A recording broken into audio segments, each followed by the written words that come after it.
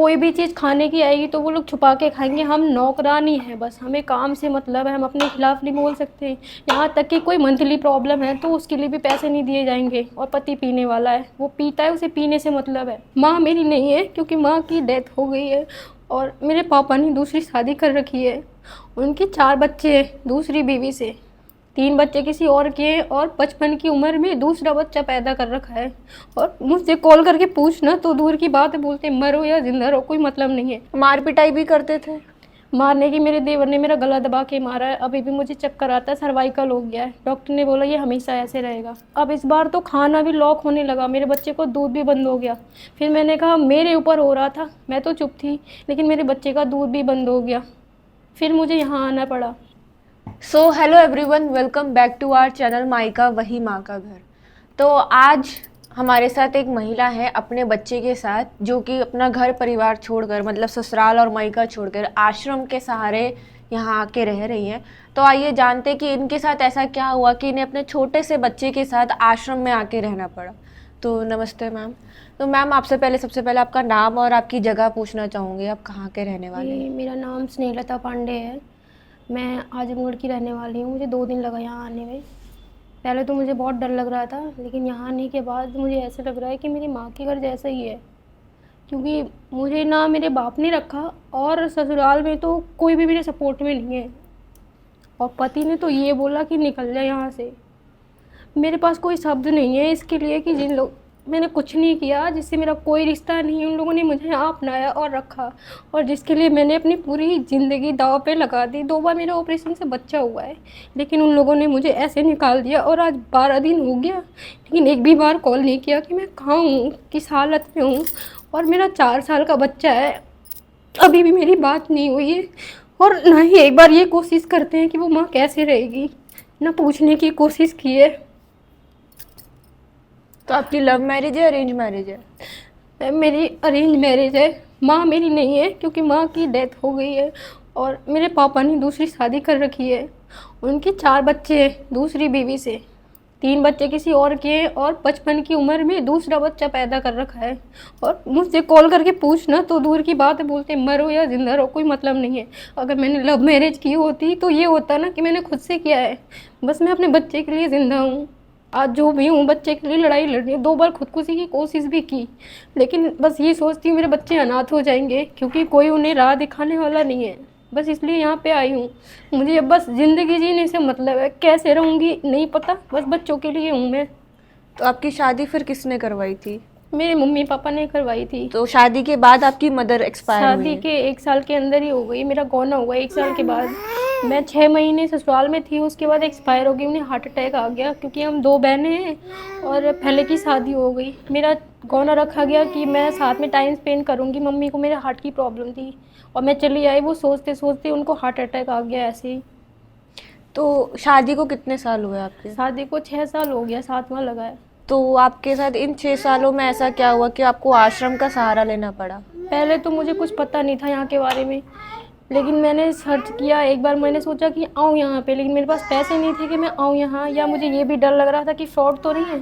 फिर मैंने सोचा जब मैं यहाँ घुट के मर रही हूँ तो वहीं अगर कुछ हो जाएगा तो मुझे कोई दिक्कत नहीं, कम से कम मुझे कोई देखने वाला नहीं है, तो वहाँ मरूँ या यहाँ मरूँ कोई दिक्कत नहीं है मुझे। फिर मैंने यहाँ आने की कोशिश की। मुझे 2 दिन के बाद ले गए कि अब गलती नहीं होगी, और फिर से वापस। अब इस बार तो खाना भी लॉक होने लगा, मेरे बच्चे को दूध भी बंद हो गया। फिर मैंने कहा मेरे ऊपर हो रहा था, मैं तो चुप थी, लेकिन मेरे बच्चे का दूध भी बंद हो गया। फिर मुझे यहाँ आना पड़ा। मार पिटाई भी करते थे?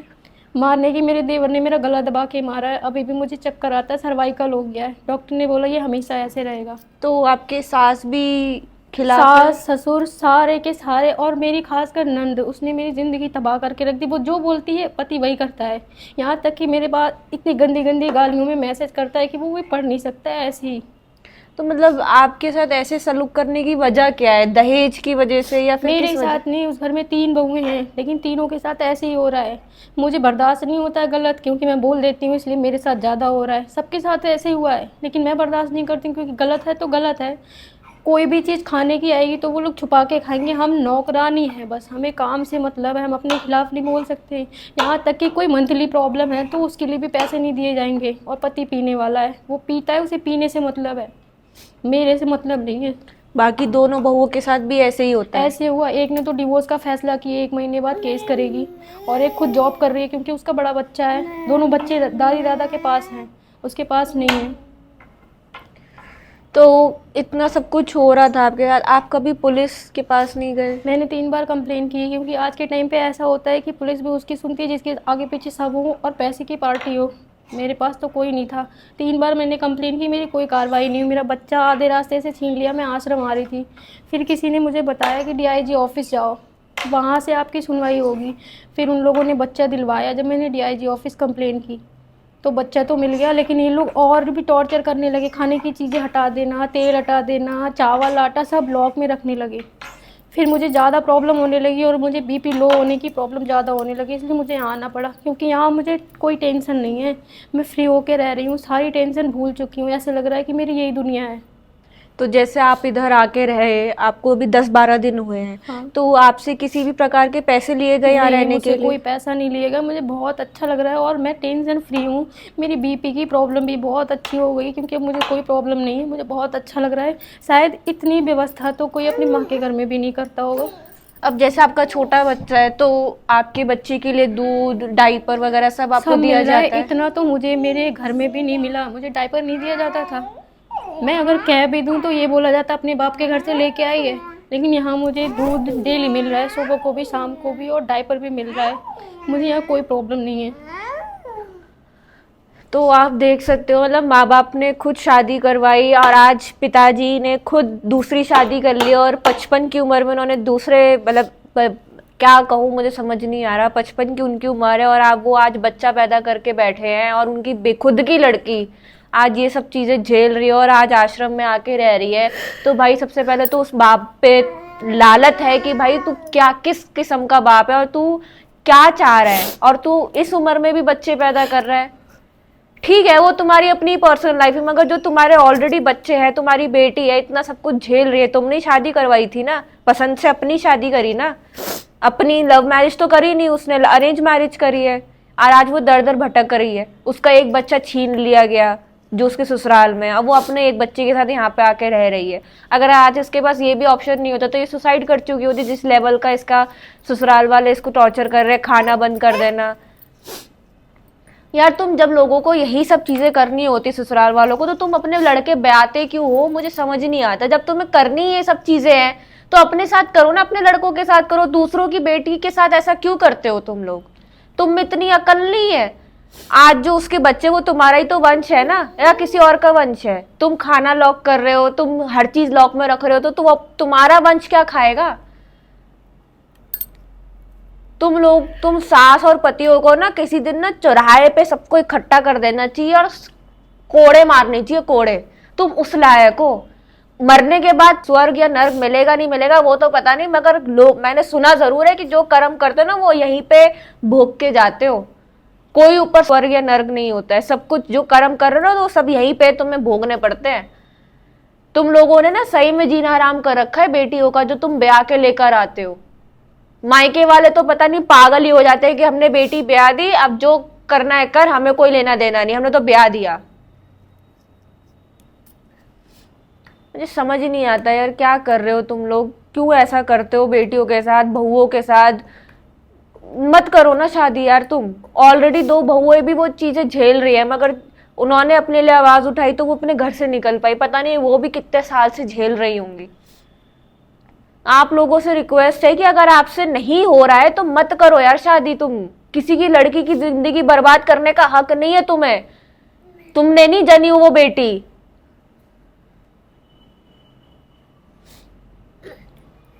बहुत गुस्सा आता है, बहुत कुछ बोलने का मन करता है, बट नहीं बोल पाते क्योंकि हम सोशल मीडिया पे हैं। कुछ गलत बोलते तो आप लोग हम पे उंगली उठाओगे कि तुम आश्रम चला रहे हो, क्या कर रहे हो। आप हमारा वर्क प्रेशर समझो। आज हम कॉल उठाने में मिस हो जाते हैं ना, तो महिलाएं ऐसे हम पे चढ़ जाती है कि पूछो मत। मैं मानती हूँ कि वो भी बहुत दुखी होती है, वो दुखी होके हमें कॉल कर रही है, मगर आप लोगों को भी हमारा वर्क प्रेशर समझना चाहिए। आज हमने आश्रम खोला है, हम सेवा दे रहे हैं, तो आपको भी हमारे साथ कोऑपरेट करना चाहिए कि अगर हम आपसे कुछ सवाल जवाब कर रहे हैं तो आप उन सवालों का जवाब दो, जिससे कि हम आगे आपकी सहायता कर पाए।